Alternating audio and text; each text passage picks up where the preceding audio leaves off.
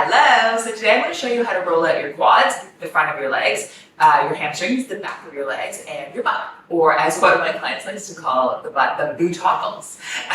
So by the end of this workout, your buttocles will feel great.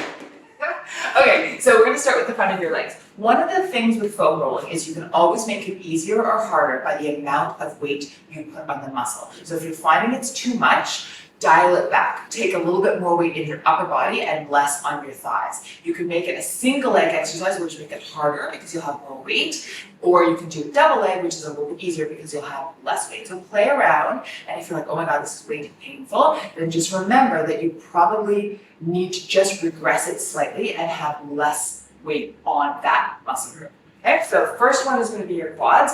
Put it starting at just above your knees, never on the kneecaps. You're on your forearms. Make sure you don't arch your back. It's a really big one. A lot of people really arch through their lower back like that. It's not good. You also don't want to be up on your hands because then you're basically in an arch to start with. So you're on your forearms, and the most basic roll is just sort of up and down, but you don't want to just go flat up and down on the tissues. You want to be trying to do multiple directions, so you can start to sort of bend and straighten, right? And you can also just sort of roll your thigh bones in and out, engaging your core, as I said.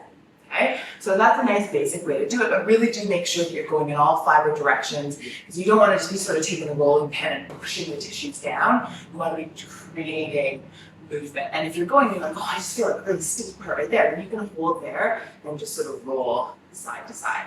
If this feels pretty good, then the next level, we try to do it on single leg. So you can sort of take one leg and you can kind of come up and down on that leg as you go, and you can sort of go side to side. As I said, that's rolling, cross fibering is really great.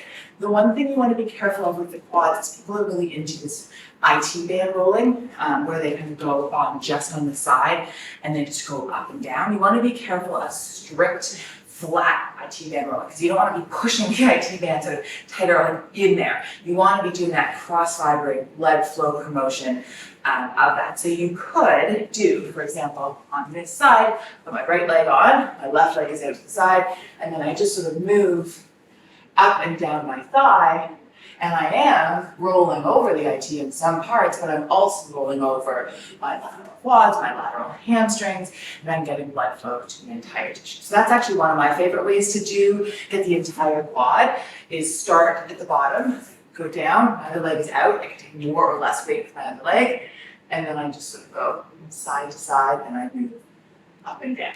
That gets a little bit of the inner thigh, a little bit of the vastus medialis, a little bit of the lateral quads, so you get a little bit of everything.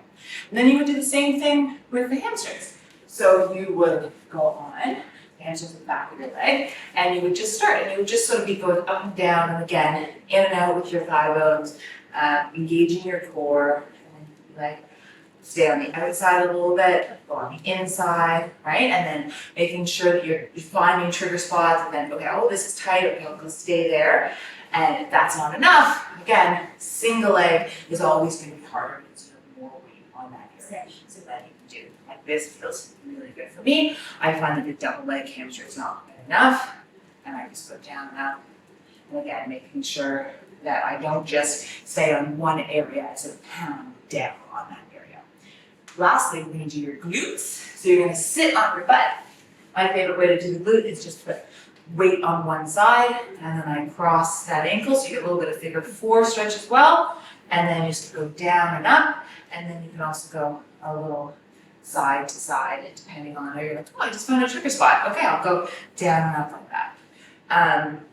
All transparency, I actually think that I like the glutes the best with the small ball and the wall, and I have a video for that as well. So if you're like, yeah, this is fine, but I want a little bit more for my glutes, then check out the small ball bum roll on the wall, and the little yoga tune-up ball in the glute is like amazing. So enjoy, and remember that exercise is only a positive stress on the body if you give the body the tools it needs to recover, meaning hydration, stretching, rolling, sleeping. So don't just pound your body and then neglect all of the other aspects of health and wellness. Make sure you sleep, eat really healthy foods, drink water, do your stretching. It's a big picture approach. Enjoy.